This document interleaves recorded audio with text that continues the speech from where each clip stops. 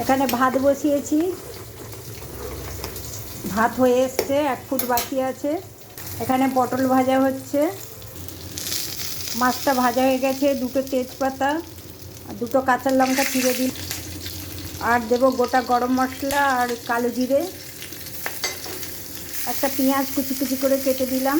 পেঁয়াজটা ব্রাউন করে ভাজা হয়ে গেছে। এখানে আদা, রসুন, জিরে আর পোস্ত বাটা দিয়ে দিলাম। এখানে আছে হলুদ গুঁড়ো, কাশ্মীরি লঙ্কার গুঁড়ো, ধনে গুঁড়ো আর নুন দিয়ে দিলাম। মশলার জলটাও দিয়ে দিলাম। মশলাটা ফুটে গেছে, 4টে কাঁচা লঙ্কা দিলাম।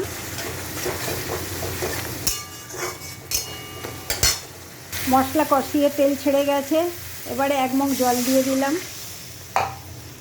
ঝোল ফুটে গেছে। এখানে ফুলকপি নুন হলুদ দিয়ে হাফ বয়েল করে, আলু ভাজা আছে, টমেটো ভাজা আছে, দিয়ে দেব।